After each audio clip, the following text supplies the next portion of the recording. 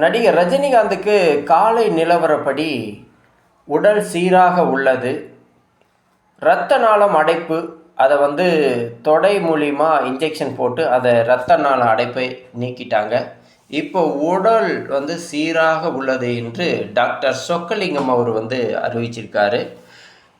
இதற்கு காரணம் என்னன்னா, மன அழுத்தம் ஓயாமல் பணி செய்து கொண்டு இருக்கிறது. அதுதான் இதற்கு மெயின் காரணம். ரெஸ்ட்டு எடுக்க வேணும். 72 வயதிலையும் தன் இளமையோட இருக்கிற ஒரு இளைஞன் போல் ஓடி ஓடி பட ஷூட்டிங்க்கு போய்கிட்டு ரெஸ்ட் எடுக்காமல் ரொம்ப உழைப்பு. அது மட்டும் இல்லாமல் தன்னுடைய 2 மகளுக்கும் இது மாதிரி ஆயிடுச்சே அப்படிங்கிற மாதிரி மன உளைச்சலும் ரஜினிகாந்த் அவர்களுக்கு இருந்து கொண்டே இருக்கின்றது. ஒரு நல்ல மனிதர்னு சொல்லலாம், சிறந்த மனிதர். 72 வயதில் டாக்டர் சொக்கலிங்கம் சொல்வது என்னன்னா, ரெஸ்ட் எடுக்க வேணும்.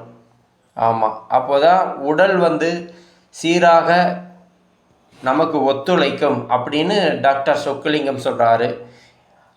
ரஜினிகாந்த் ஒரு சிறந்த ஒரு மனிதர்னு தான் சொல்ல முடியும்.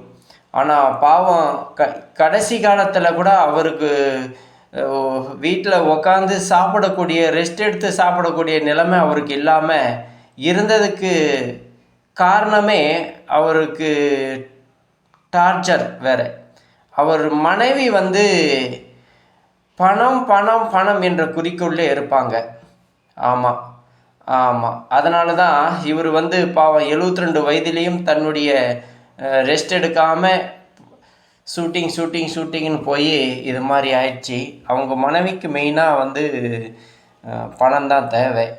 ஆனால் தலைவர் அப்படி இல்லை. தலைவர் நல்ல மனிதர், சிறந்த மனிதர், உதவி செய்யக்கூடியவர் அனைவருக்கும்.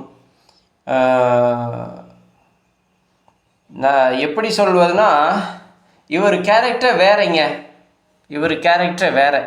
ஆனால் வீட்டில் போனால் இந்த அம்மா ஒரு ஷூட்டிங் கூட வந்தால் கூட, ஒரு ப்ரொடியூசர் கூட வந்தால் கூட, அந்த படத்தை ஏன் விடுறீங்க, நீங்கள் படம் எடுங்க, நடிங்க அப்படின்னு பணத்தை தான் குறிக்கோளாக இருந்துக்கிட்டு இருக்கிறனால உடம்பு ரீதியாகவும் மன உளைச்சலாகவும் பாதிக்கப்பட்டவர் தான் நடிகர் ரஜினிகாந்த்.